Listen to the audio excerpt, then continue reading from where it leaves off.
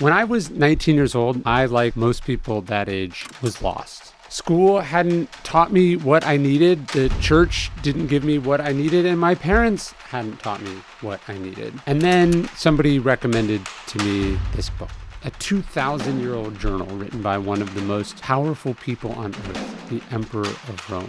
I remember sitting at my table like this in my college apartment, and it just hit me like a ton of bricks. It shook everything that I thought I knew about the world to its very foundations, which admittedly was not a lot. There's a passage in it. Marcus Aurelius says, "You've wandered all over, you haven't found what you're looking for."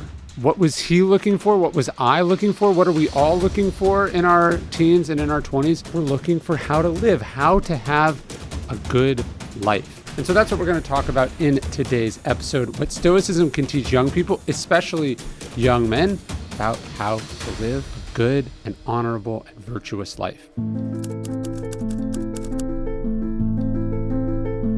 It's a pretty simple thing, but it's also one of the hardest things to do in the world. My kids struggle with it. I struggle with it. Heads of state struggle with it. It is the first task of Stoic philosophy and the first thing the Stoics have to teach us. Epictetus says that our job as philosophers is to understand that there's some things that are in our control, some things that are not in our control.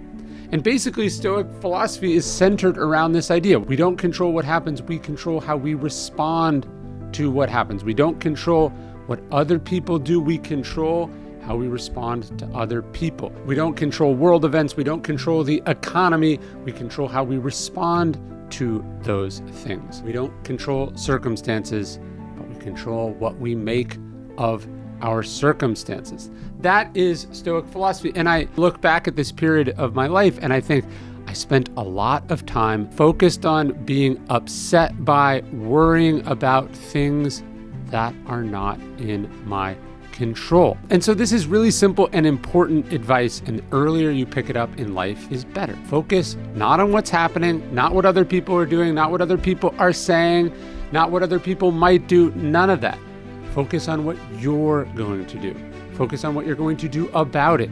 Focus on what you're going to do next. Focus on your part, not their fault, not how it could have been otherwise, not how much you dislike it, none of that. Focus on the part that's up to you. There's some stuff that's up to us, there's some stuff that's not. The sooner we understand this difference and act accordingly, the better and more successful we will be in life. One of the hallmarks of youth is a lack of perspective. This is pretty understandable. Like, by definition, you haven't been around that long. You haven't been through this thing a million times. You don't have years and years of experience. And this is often why young people are stressed, why young people are worried, why young people prioritize the wrong things. Perspective, what it allows you to do is see the bigger picture. It allows you to turn down the volume on things that don't matter. I remember during the early days of the pandemic, I was talking to someone who's a basketball coach at a really good college. And he was talking about trying to talk to his athletes about this period where they weren't able to play basketball. And he was talking about how they didn't understand, they were stressed. And I said, you have to understand this period. For us, for you and me, it's 6 months, right? And that doesn't feel like a lot of time.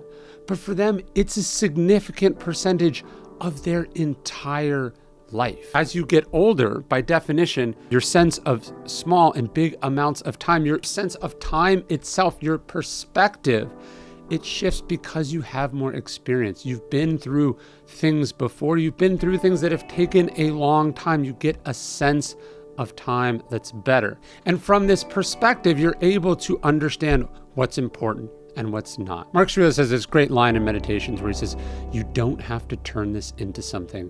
It doesn't have to upset you. I've been with my wife now for almost 20 years, and I think back at things we fought about in our 20s. And some of them I have trouble even understanding what the issue was, because with my perspective, with experience as I've gotten older, it seems like nothing. And I also think about those periods that were rough, that felt like an eternity. I realize in retrospect, were not a long time at all, not in comparison to, say, 20 years. What you realize with perspective is that this moment is not your life. This is just a moment in your life. So yeah, the breakup feels devastating right now. The opportunity feels very acute right now. The humiliation or the pain or the thing you were criticized with or reprimanded for or fired for, or the pause or the wait that you're having to go through, it feels like a lot. But in the big scheme of your life, you will feel differently. One of the most important conversations of my life happened when I was about 20 years old. I was working for this author and we were having lunch. I got invited to it, and there was Robert Greene, one of my favorite authors in the world. And Robert Greene was talking about how he couldn't find a good research assistant and he desperately wanted one. I had to restrain myself from jumping across the table and be like, can I please do it? I'll work for free. All I want to do is work for you. And the reason I wanted to work for him was not just that I was a big fan, but I had a sense that he could teach me a lot. I wanted to do what he was doing. And if you are not finding the people who are doing what you are doing, or who have done what you have done, and trying to learn from them, you are missing the point. Marcus Aurelius in Meditations talks about going directly to the seat of intelligence. He says, reading and writing takes a master, and so does life. Who is the person who has mastered what you're trying to master, and how are you learning from them? And I worked for Robert Greene for many, many years. Some of those tasks were fun and exciting. Many of them were not, but I learned doing all of them. And I'm still asking advice from him today. Admiral Michelle Howard, the first 4-star female admiral in the US Navy, would talk about how mentorship is like a means of transferring wisdom. You can go and figure all this stuff out on your own, maybe, she says, or you can find the people who've already learned those lessons and learn from them. In Mastery, which is one of Robert Greene's greatest books, it's one I was a research assistant on, talks about how once you figure out your life's task, this is the time in your life you should be doing that. You have to undergo a long apprenticeship. Emphasis on the word long there. As I said, I worked for him for years. It's not a 6-week boot camp and then suddenly you're good to go. But no, who are you training under? Who's teaching you lesson after lesson after lesson? Who is the master that you are apprenticing under? You must find this in your 20s, and you must humble yourself before them. Do the things that you don't want to do. Be underpaid, be overworked, have credit stolen from you. Not that Robert Greene ever did that to me. But the point is, it's not going to always be fun and exciting. You're not always going to see the immediate returns, but what you are getting in the long term is priceless. You must find your mentor. Related to the idea of perspective, one of the things I wish I had more of in my 20s was patience. There was an impatience always. I needed it now. I didn't always understand that things take time. I started writing in 2005 online, and my first book didn't come out until 2012. That 6 years felt like an eternity in my life. But in fact, I probably should have waited even longer, right? Patience, it takes time. Can you imagine Marcus Aurelius is groomed to become emperor at a fairly young age? He's this promising young man. He's going places. He is chosen for greatness. But when Antoninus, his predecessor, takes over, the idea is that he is going to stay in power for a few years. People didn't live that long. He would die, and then Marcus Aurelius would take over. Antoninus lives for 20 years. He lives and rules for 20 years. You can imagine Marcus Aurelius would have been impatient, chomping at the bit, wanting to take his shot. But he didn't understand that actually he was learning on the job, and that to be good and to not be like one of the cautionary tales like Nero or even Commodus, Marcus Aurelius' son, that this long apprenticeship was incredibly important. I actually got an offer to do my first book several years before I ended up doing it. And I went to my mentor, Robert Greene, and I said, hey, these people want to offer me a book deal to write about Stoic philosophy. This is my dream. This is what I wanted to do. And he said, I think you need to wait. I think you need to turn it down. He's like, every day you become a better writer. Every day you have more experiences. The book that you write right now will not be as good as the book you will write several years from now. And so I waited, and The Obstacle is the Way and ultimately The Daily Stoic were the result of that bit of patience which I was taught by Robert Greene. When you're young, you not only want everything, you want it right now. Zeno, the founder of Stoicism, his famous line was, well-being is realized by small steps, but it's no small thing. It takes longer than you think. It takes more individual steps, little bits of chipping away at it, but it matters and it counts. So the more perspective you can have, the more patience you can have, the better your 20s and 30s will go. One of the hard things to do in your 20s is be independent, because you just came out of your teenage years where you were shoved into high school with all these other people and there's all these social dynamics. Now you're making your way in the world, but you're not secure and confident necessarily in yourself. And I think one of the things the Stoics can help us cultivate is that sense of independence. This is who I am.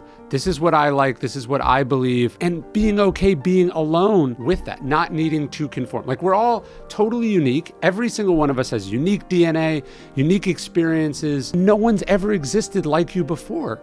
So why are you following the same path as everyone else? It is the craziest thing. In Meditations, Marcus Aurelius talks about how we all love ourselves more than other people, but for some reason we care about other people's opinions more than our own. The sooner you understand that you are running your own race, that life isn't a competition, that it's not what they're getting, what they're doing, you are doing your thing. You are measuring yourself against yourself. It is about whether you fulfill your potential, not if you have more money or a better job or a hotter spouse than this person or that person. What matters is, are you doing the best that you are capable of doing? It's not about what other people think, which, by the way, is not something you control. It's not about your promotions or how much money you make or how early you do this or that. It's about whether you're doing your best, whether you're showing up, whether you are being you, your unique self. That's what it's about, and the sooner you realize this, the better. One of my favorite stories in Wisdom Takes Work is about Montaigne, the French thinker. His father was really concerned that children were too often jarred violently awake in the morning, right? Like, get up, or they're shaken. So he decided that to wake his son Montaigne up, he had a band play gentle music to him to wake up every morning. But this morning, I woke up gently and refreshed because my 8 Sleep Pod 5 Ultra gently shook me awake. I've had an 8 Sleep for many years now. I've got the newest one, the Pod 5 Ultra, a smart mattress cover that goes over the top of your existing bed. It helps you regulate your body temperature through the night, and the Pod 5 is clinically proven to deliver up to 1 extra hour of quality sleep per night, which can make all the difference this time of year. If you want to start 2026 strong, you can use my code DailyStoic at 8sleep.com/DailyStoic to save up to $400 off the Pod 5 Ultra during 8 Sleep's biggest sale of the year. You can even get 30 days to try 8 Sleep risk-free. Plus, 8 Sleep products are now FSA, HSA eligible, and financing options such as Affirm are also available. Invest in better sleep with 8 Sleep. Something that happens in your 20s is usually, this is when you finish with school, right? You finish high school or you finish college and you enter the real world. And this is great, right? Schooling can be exhausting. It can be frustrating.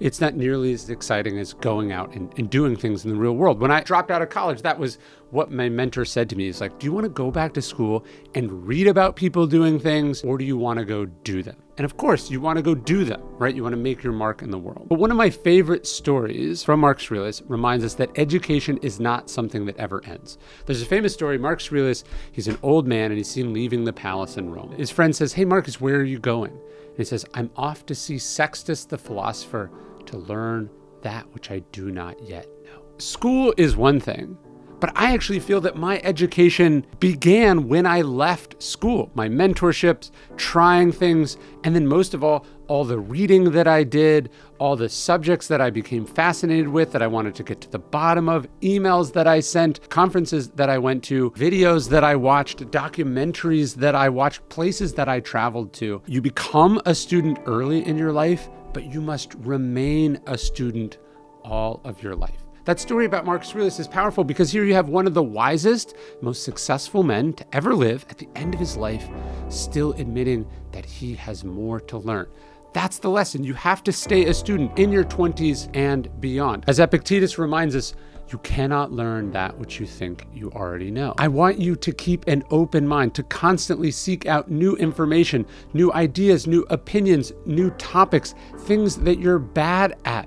go towards that. Go towards what will teach you the most. I'm saying not just a student of information or higher learning, but a student of life, of the human condition, of history, of yourself, right? Montaigne, the great French thinker, retires in his 50s, not to study history, but to study himself, to really get to some semblance of self-awareness, which is one of the rarest things in the world. Do not let your 20s be the end of your education, or else you will have a very sad and stupid life. I got very lucky in my 20s in that I found the Stoics. Here I was talking to people who lived 2,000 years ago, and they were giving me wisdom and giving me insights about life that I couldn't have gotten from anyone or anything else. Zeno, as a young man, was a successful merchant. He travels around the Mediterranean dealing in this thing known as Tyrian purple. It's a rare purple dye. And on one of his trips, he stops in Delphi in Greece and visits the Temple of Apollo, where the Oracle of Delphi sits. He asks the Oracle what the secret to a good life is. And the Oracle says, "You will begin to become wise when you start to have conversations with the dead." And it's only later, after he suffers a shipwreck and washes up in Athens and pops by a bookseller, that Zeno realizes that the oracle was talking about reading, that books are a way to talk to the dead. That's what I was doing when Marcus Aurelius arrived to me in my teens and 20s. I was talking to one of the wisest people who ever lived. Reading is magic. And yet most people don't do this, or they don't do nearly enough of it. I wish I could have taken all the time that I spent on social media in my 20s and spent it reading great books. And in fact, my 20s was shaped by the fact that when I was 19, I'd asked someone for a book recommendation, a smart person who I admired. I asked them for a book recommendation, and that's how I found the Stoics. There are so many books that have changed so many people's lives. And here we are watching stupid TV shows. Here we are watching YouTube videos and, scrolling Instagram videos when we should be communing with the dead. We have a superpower and we are not using it. That's crazy. Whatever it is that you are going through, someone has been through it. They've struggled with it. You're in your 20s and you can't figure out what you want to do with your life, and you have ennui and aimlessness. Like, read Walker Percy's The Moviegoer. Read the autobiography of Malcolm X. Read any number of the great coming of age stories, or the inspiring biographies, or the cautionary tales of history. That is the way to move forward. That is the way to greatness. That is a superpower. Do not neglect it. By the way, once a month for the last 15 years, I started this when I was still in my 20s, I've been recommending books as part of my reading list email, which you can sign up for if you just go to ryanholiday.net/reading list. I'll link to it below. But I've recommended thousands of books over the years. I have my own bookstore filled with those books, because books will change your life if you let them.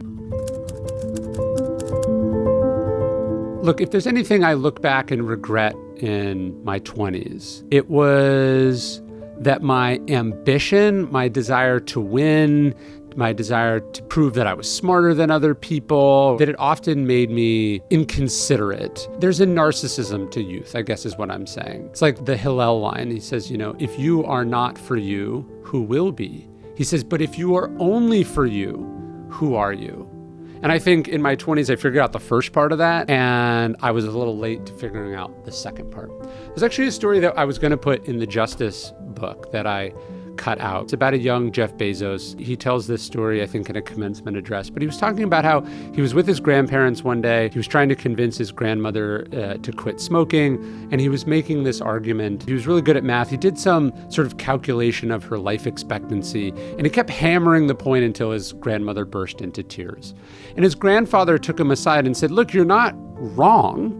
Of course you're right, and I understand that you care." He just said, with time, you're going to understand that it's easier to be clever than it is to be kind. And when you look back on your 20s, whether it's people you dated or friendships or things that you said online or mistakes that you made, probably what you're going to look back and regret is the way that you treated people. You're going to wish that you saw that bigger picture, like we were talking about. You're going to wish that you were kinder. You're going to wish that you were more patient. You're going to wish you were more understanding. You're going to wish you weren't so self-involved and self-absorbed. In the afterword of Courage is Calling, my first book in the Virtue series, I talk about some of my time at American Apparel, which on the one hand was exciting and exhilarating, and I learned so much. It's where I first started making a good amount of money, and ultimately it's where I learned the skills that I would apply later to what I do now. But it's also a thing I look back on with regret and shame.